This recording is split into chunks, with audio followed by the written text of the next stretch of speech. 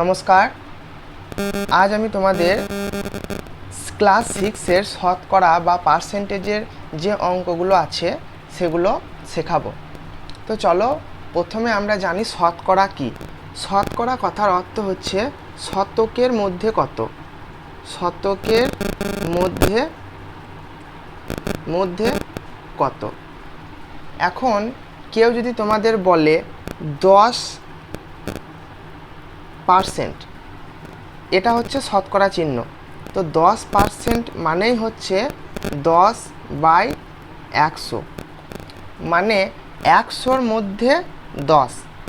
এখন তোমাদের প্রশ্ন নানা রকম হতে পারে, তো কোন কোন টাইপের প্রশ্ন আসতে পারে সেগুলো নিয়ে প্রথমে আলোচনা করব, তারপর আমরা যে বইয়ের প্রশ্নগুলো আছে সেগুলো দেখব। কেউ যদি তোমাকে বলে 20% মানে কত, তো 20% মানে হচ্ছে 20/100, অর্থাৎ পার্সেন্টেজের যে চিহ্ন আছে এই চিহ্ন উঠে গেলে নিচে 100 হয়। এটা একটা টাইপ। 2 নাম্বার যে টাইপের অঙ্কগুলো তোমাদেরকে দেবে সেটা হচ্ছে, ধরো বললো 1/4, এটা যদি আমাকে শতকরায় প্রকাশ করতে বলে তখন আমরা কি করব, 1/4 গুণিত 100। দেখো উপরে 100 আছে, নিচে 4 আছে, তাই আমাদের কাটাকাটি হবে। 4-এর সঙ্গে 100 কাটলে কত হয়, 4×25 100, তার মানে উত্তর হবে 25%। আশা করি বোঝাতে পেরেছি তোমাদের। ধরো আমি বললাম 1/5, তাহলে 1/5 সমান কত পার্সেন্ট, না 1/5 গুণিত 100। তাহলে উপরে 100 আছে, নিচে 5 আছে, কাটাকাটি করলে কত হবে, 20%। তোমাদের বইয়ের 111 পাতার নিজে করি 9.2-এর যে অঙ্কগুলো আছে সেগুলো এখন আমি করব। দেখো একে দেওয়া আছে 19/100, এটা শতকরায় প্রকাশ করতে হবে। এখন শতকরায় যদি এটা ভগ্নাংশে আছে, তাহলে যদি শতকরায় প্রকাশ করতে যাই তাহলে আমাদেরকে 100 দিয়ে গুণ করতে হবে। 19/100 গুণিত 100, তাহলে উপরে 100 আছে, নিচে 100 আছে, কেটে গেলে শুধু 19% হবে। 2-এরটা 3/5, তাহলে এটা যদি আমি শতকরায় প্রকাশ করতে যাই তাহলে 3/5 গণিত 100, 5-এর সাথে 100 কাটলে 20 সমান 60%। 3-এর 7/10 সমান, এটাকে যদি আমি শতকরায় প্রকাশ করি 7/10 গণিত 100, 100-র সাথে 10-এর কাটলে 10 হয়, সমান 70%। বুঝতে পারছো? এইভাবে তোমরা চেষ্টা করবে।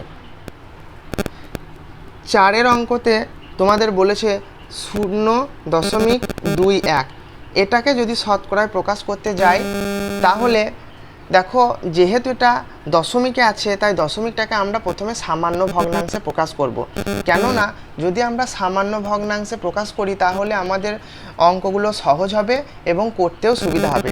তাই দশমিক যদি তুলে দিই, যেহেতু দশমিকের পরে দুটো সংখ্যা আছে তাই 21/100 হবে। কেন 100 হলো, দশমিকের পরে দুটো সংখ্যা আছে তাই একের পরে দুটো শূন্য।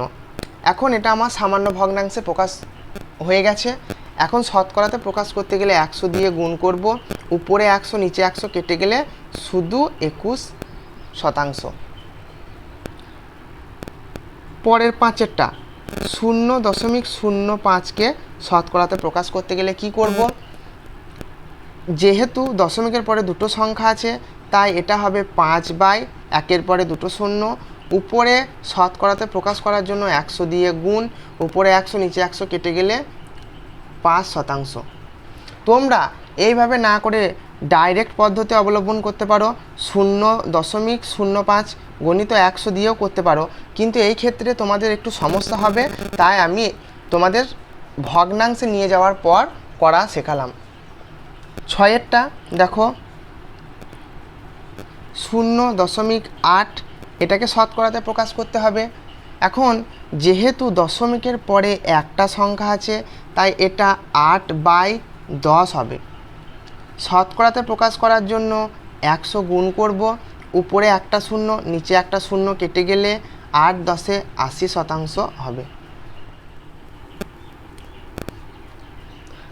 7 অঙ্কতে দেখো বলেছে 3.76, এটাকে শতকরায় প্রকাশ করব।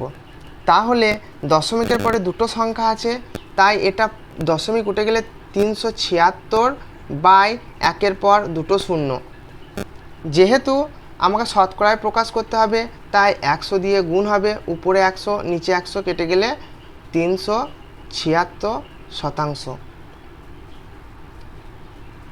8 অঙ্কতে বলেছে 2.3/5, এটাকে শতকরাতে প্রকাশ করতে হবে। এটা যেহেতু মিশ্র ভগ্নাংশতে আছে তাই এটা সামান্য ভগ্নাংশতে প্রকাশ করতে গেলে প্রথমে 5-এর সাথে 2-এর গুণ করতে হয় এবং তারপরে 3-এর যোগ করতে হয়। এটার সাথে এটা গুণ হবে, তারপর এটা যোগ হবে। তাহলে 5 2-এ 10, 10 আর 3 13, 13/5। এখন 13/5কে শতকরাতে প্রকাশ করতে গেলে কি করব, 100 দ্বারা গুণ করব। 5-এর সাথে 100 কাটলে কত হবে, 5 20 100। তাহলে 13 2-এ 26, 26-এর সাথে একটা শূন্য যুক্ত হবে, তাহলে 260%। 9 অঙ্কতে কি বলেছে 2.5, এটাকে শতকরাতে প্রকাশ করতে হবে। তাহলে দেখো দশমিকের পরে এখানে একটা শূন্য সংখ্যা আছে, তাই আমরা কি করব, দশমিক তুলে 25/1 পরে একটা শূন্য হবে। যেহেতু শতকরায় প্রকাশ করব সেমভাবে আমরা 100 দ্বারা গুণ করব, উপরে একটা শূন্য নিচের একটা শূন্য কেটে দিলে 25 10-এ 250%। 2-এর দাগের মান বের করি যে অঙ্কগুলো দিয়েছে সেগুলো আমি কয়েকটি দেখিয়ে দেব, তারপর তোমরা নিজেরা চেষ্টা করবে। প্রথম অঙ্কতে বলেছে 60-এর 10%, 60-এর 10%। এখন এর মানে গুণ, তাহলে 60 এর মানে গুণ 10%, পার্সেন্ট উঠে গেলে নিচে 100 হয়, উপরে শূন্যর সাথে এই শূন্য কেটে দিলাম, এই শূন্যর সাথে এই শূন্য কেটে গেলে 6 উত্তর। বি এর বলেছে 45-এর 20%, তাহলে 45 গণিত 20/100, এই শূন্যর সাথে এই শূন্য কেটে দিলাম। এখন 5-এর সাথে যদি আমি কাটি, 5 9 45, 5 2-এ 10, 2-এর সাথে 2 কেটে গেল সমান 9। তাহলে 45-এর 20% কত না 9। 3-এর অঙ্কতে আমাকে বলেছে দাদু মেলায় যাওয়ার জন্য 50 টাকা দিলেন, আমি সেই টাকার 70% মেলায় খরচ করলাম ও বাকি টাকা জমানোর ভাঁড়ে ফেলে দিলাম। হিসাব করে দেখি কত টাকা মেলায় খরচ করলাম ও কত টাকা ভাঁড়ে জমা রাখলাম। তাহলে দাদু আমাকে দিয়েছে কত টাকা, দাদু দিয়েছে 50 টাকা, খরচ করেছে কত,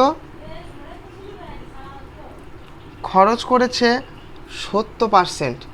এখন আমরা দেখব যে মেলায় খরচ করেছে কত, তাহলে 50-এর 70% সমান আমরা বলতে পারি 50 গণিত 70/100, শূন্যর সাথে শূন্য, এই শূন্যর সাথে এই শূন্য কাটলে 5 7 35 টাকা খরচ করেছে। দেখো এখন যদি 35 টাকা মেলাতে খরচ করে থাকে তাহলে ভাঁড়ে জমিয়েছে কত টাকা না, ভাঁড়ে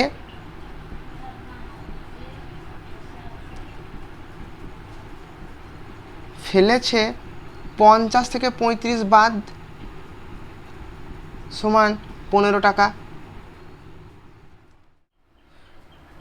পরের অঙ্কে বলেছে 4 নাম্বার দাগের অঙ্কে, এবছরের অঙ্ক পরীক্ষায় আমাদের ক্লাসের 60% ছাত্রছাত্রী 80-র বেশি নাম্বার পেয়েছে। আমাদের ক্লাসের মোট ছাত্রছাত্রী 50 জন হলে কতজন ছাত্রছাত্রী 80-র বেশি নাম্বার পেয়েছে হিসাব করি। তাহলে মোট ছাত্রছাত্রী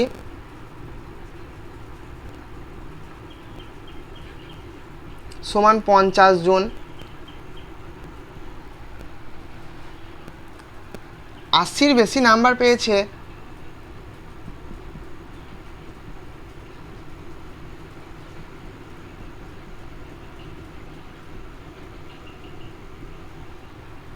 60% ছাত্রছাত্রী। তাহলে 50টা মোট ছাত্র, 50-এর 60% কত হচ্ছে? 60/100। এই শূন্যর সাথে ওই শূন্য কেটে দিলাম, এই শূন্যর সাথে এই শূন্য, সমান 30 জন। অতএব 30 জন ছাত্রছাত্রী 80-র বেশি নাম্বার পেয়েছে। মোট ছাত্রছাত্রী 50, কিন্তু 30 জন ছাত্রছাত্রী 80-র বেশি নাম্বার পেয়েছে।